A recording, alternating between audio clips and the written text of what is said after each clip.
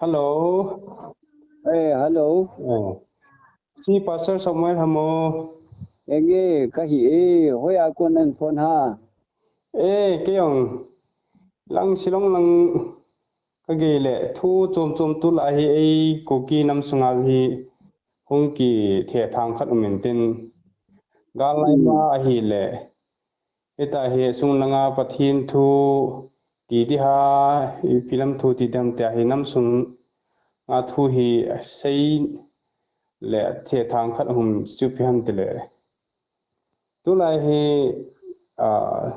Bible akun hita mano le pulang kun ham ka het hin pulang ka het chin lo thil tam ta am jin kong ka bui ta jin kan ji ai kan ko ni hi Oh, henge ipe tu am. En te silong na na gay taong. I silong lang ka kita so silong lang gi hi lang to ta bang thu jong ka ha het lo ri dan ya chu ipi thu ham ti jaga ga bet le silong ka chi ma sang chu message kam gi thon tin eh hita hung ki thon chu hung ki thot dan chu hin ga sim leng na pasar pu sopite tu le tu chun ko grupa evangelist chin khulam ko ma ahung in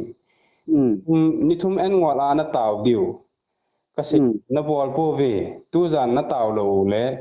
nagal mi tevin num khum so ta ve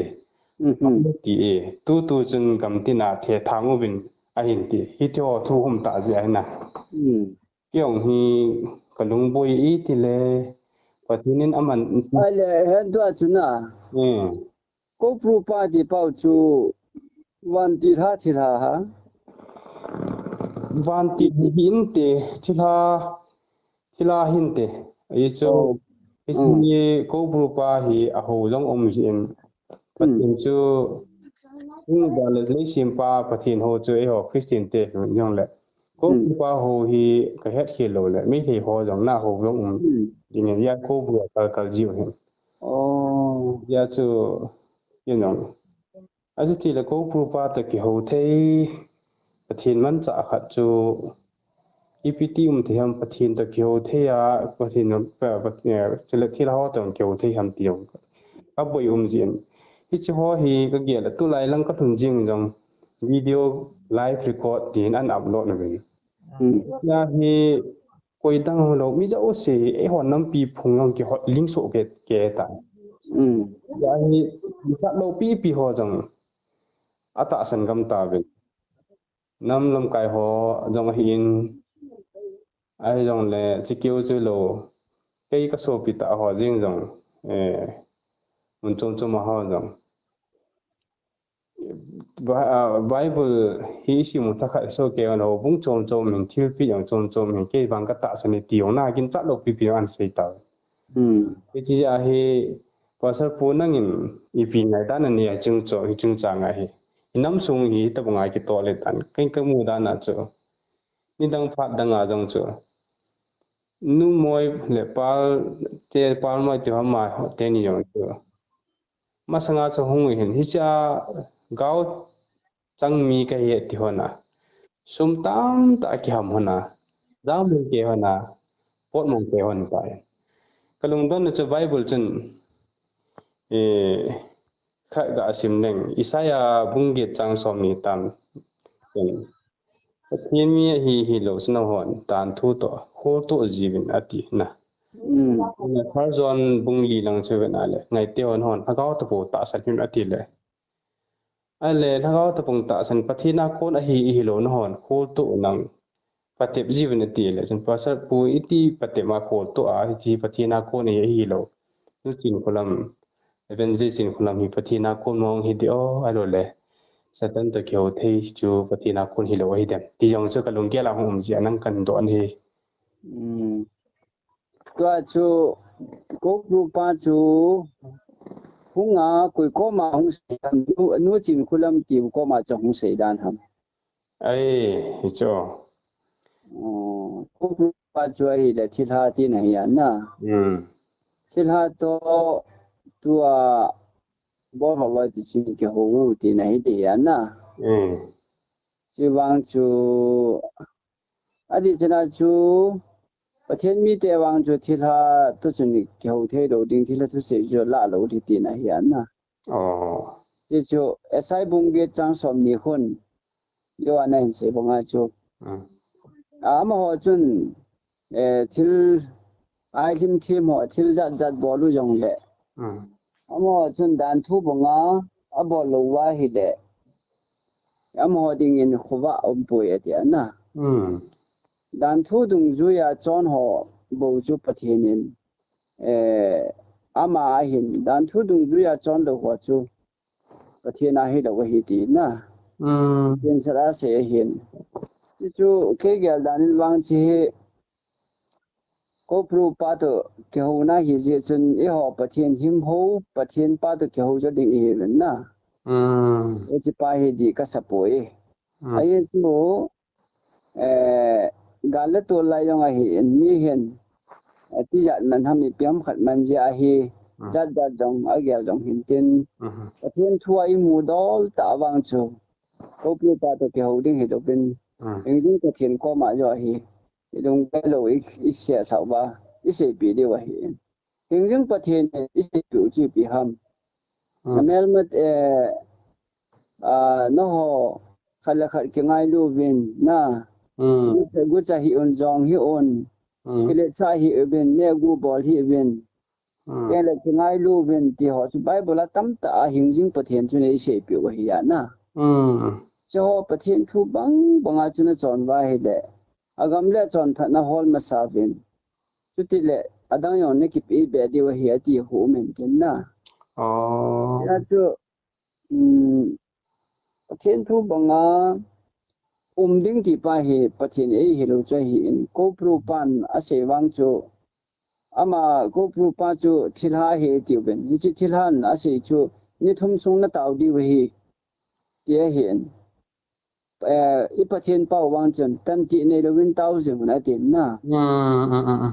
ต่างโลเฮลินบางโลเป็น1000มันเป็นอาทิตย์ก็ปรูจนนี่ทุ่มอาทิตย์ก็ปรูเลี้ยงปัจจิลาจนนี่ทุ่มอาทิตย์ที่เราทุกสิ่งวางเหตุอีปั๊มเราดีวางกระตัสเนี่ยประเทศหิมหูทุกสิ่งไบเบิลทุกบางอีปั๊มดีไงจ่อยนก็เหอาเมนนี่จู่เทียมเกาเทียมช่วยเทียมตั้มปีหุ่นโสดดีเหตุนะจ่อเหอีเวนตุเล่เอเชียนพอดีเป้าจุประเทศบูจะเห็นลายประเทศเล่มีเอ็มกิกอาไทยเล่ก็ปรูเลี้ยงป้าจูไทยเล่เราเล่เหจูประเทศวันที่ละเนี่ยเห็นนะวันที่แกเบรลวันที่นะอาสอลเทียจุดนี้แหละทั่วเล่ละยังถ้าเขาเที่ยงเอาปีเทียก็ปรูเลี้ยงป้าที่ท่าที่กลุ่มนั่นเองให้ป่วยประเทศทั่วจะเสียแล้วนะกี่ปามตัวอาศัยที่เห็นฮิตบังอาที่ละห้องกี่กลุ่มยิงเทกี่ตีจูประเทศยังฮีหัวน้ำสงายที่ไม่ตามนะดอนดวายตามที่ยังเยลโลเทย์ป่วยกัดที่กำลังเยลละจังกำลังจ้ะตัวจูก็ปลูกเลี้ยงปลาที่เลี้ยงปลาจนนี่ทุ่มส่งเต้าวันที่เฮียที่จูเต้าวันที่เป็นกาลจอนตะบังขัดหุ่งมเล่ก็ปลูกเลี้ยงปลาจะหูดิวตาจุละโอ้นังทุเสียดีเดียวนะจ้ะที่ท่าจะหูดิวตาจุนี่แหละกาลลนัตบังขัดนี่คิดแล้วฮันนัตเอาเราจะว่าเหตุที่งูก็ปลูกเลี้ยงปลาจูตาสันคิดงูนะที่ท่าหูน่าปุยลุดดึงไอ้โปรแกรมที่วงเงินก็เห็นนะที่จุดที่ไอ้มันนี่ที่หูดันตาบางเงินจะให้ตาสันเราเดียเหมีอีกดำนั่นแหละมีอีกเสียนะให้เราเป็นไอ้มันนี่ก็มังตันเดนนะที่วางเหประเทศมีแต่ดีตาปะกายสุตาสนะไบเบิลทูตาปมหัวเดียววางจุดที่เลี้ยงปลากูปลูกเลี้ยงปลาทุเสียหัวปุยน่าดึงให้ป่วยก็จีเฮียน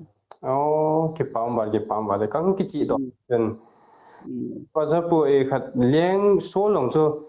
cái mà hết đàn ta lại bữa cái sim đó đàn là gì số lượng cho phát triển tháo nụ chỗ na anh phát triển tháo nụ cho ít thì phát triển ở điện na thả những thế điểm trong chỗ nếu phải chuyển con nôm cái chỉ lại thu chỗ na lượng số thì ở đây là cho phát triển lượng đi ngã tháo nụ akoi hin Hmm. ama hi pathin in amelek mi te na ga bulu de hi ai cha amelek mi te hin kami te pathin thu ta chon te Israel te chol nga ni mang te ho hi asugan theben a hi to a phu kala de na ga thagam ke de ta thu pe hin na ala achia hi galro na changin ai wang ai ma hin leng pa yong a that pun mi dang a that pun gan cha ho yong a that pun chia cho thu ngai lo pha da chu thagau thing na da tha chia chu thagau thing na da tha pha da hi ma hi lung dong a doi kung pi ko ma ga chi ta chu oh lai mai bi mai bai ti ho ta bang ai na ga chi a hi le chi doi kung pi chun leng sol na hi lo ha mi pi da ke ko ma hung na hi ti la chu mi lim ho doi kung pi ki ti ho mai bi mai ba ho na dal manga na vo adoi khumo na vo thu pia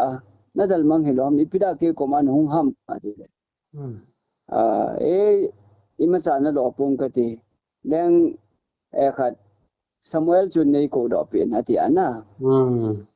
Samuel cho ko do pi cho he chi Samuel chu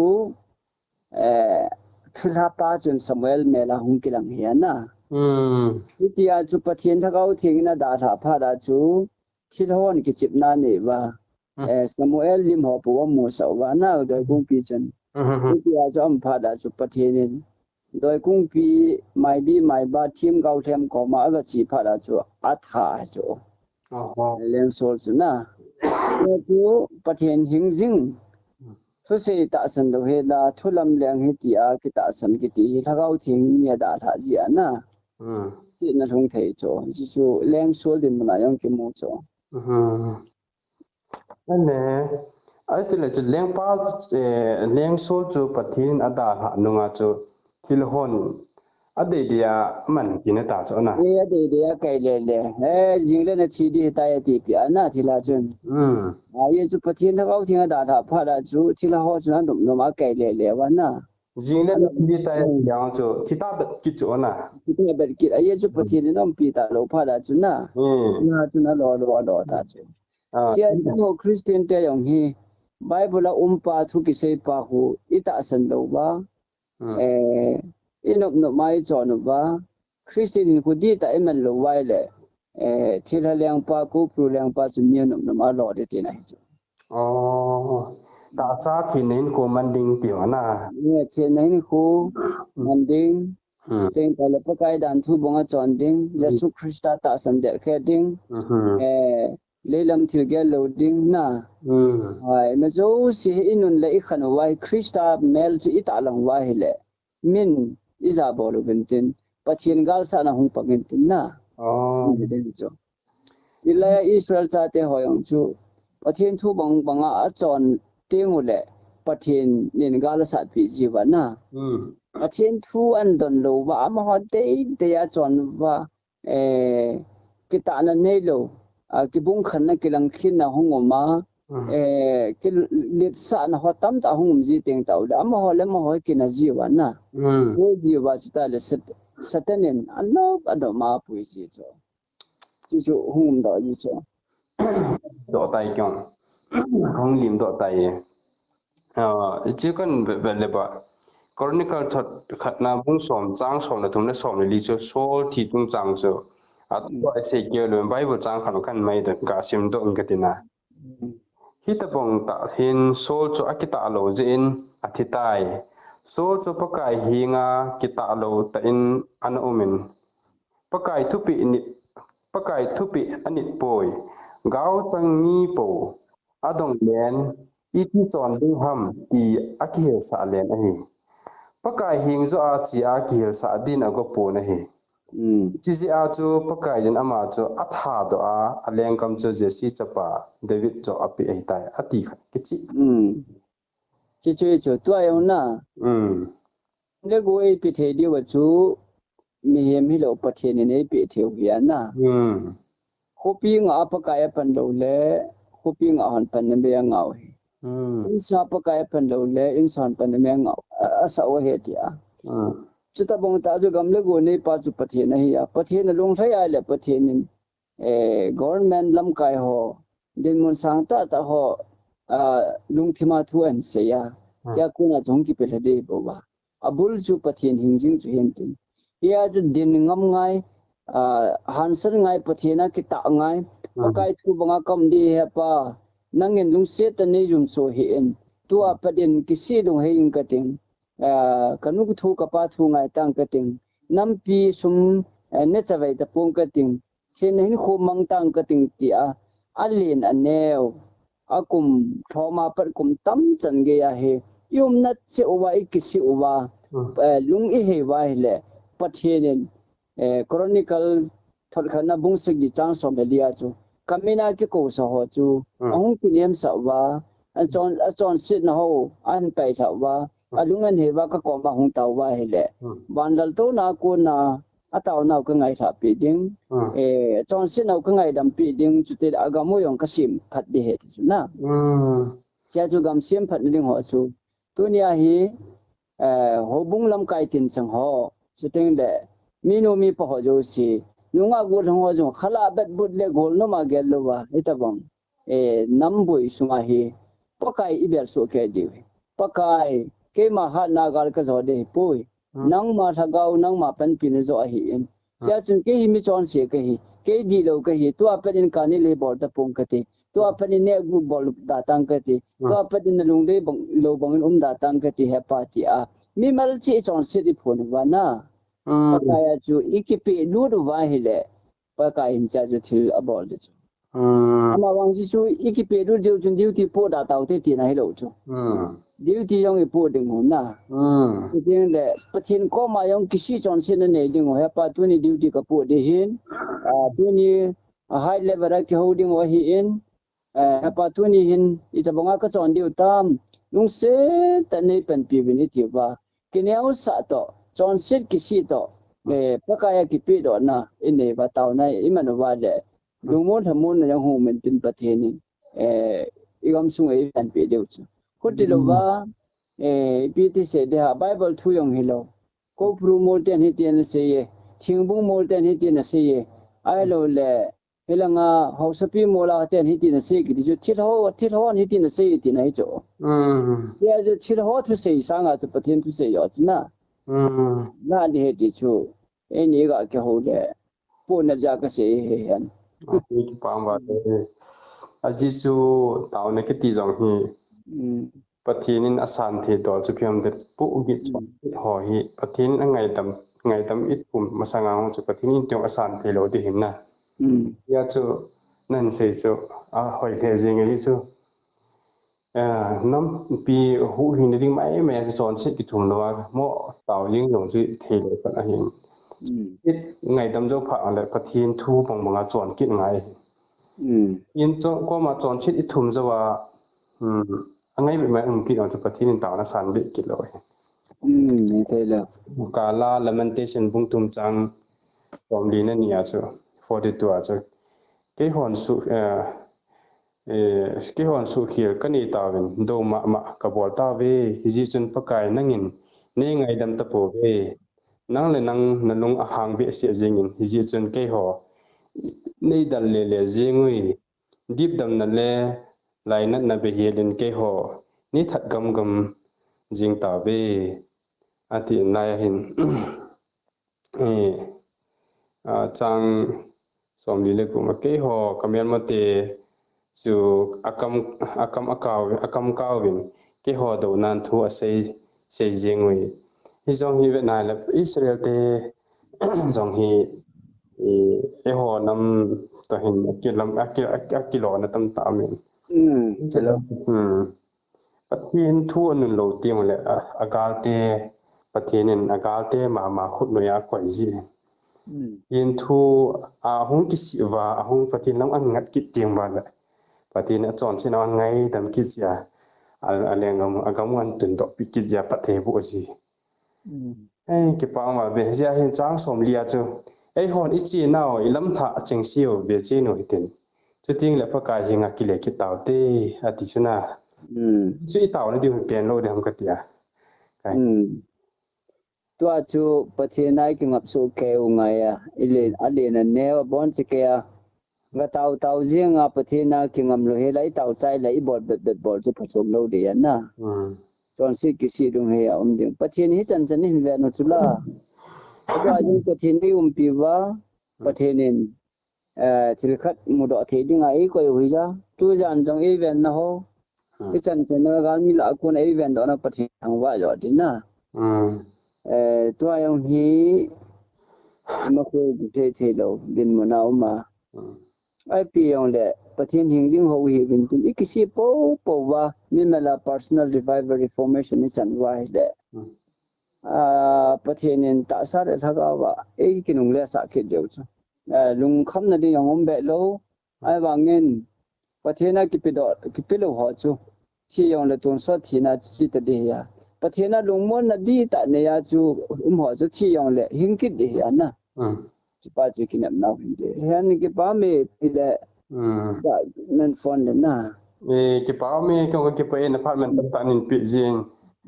e chi hi tu la ya hi tu khang tu phat boi lai ta tu bang thum pi se ho hi a hi the yang le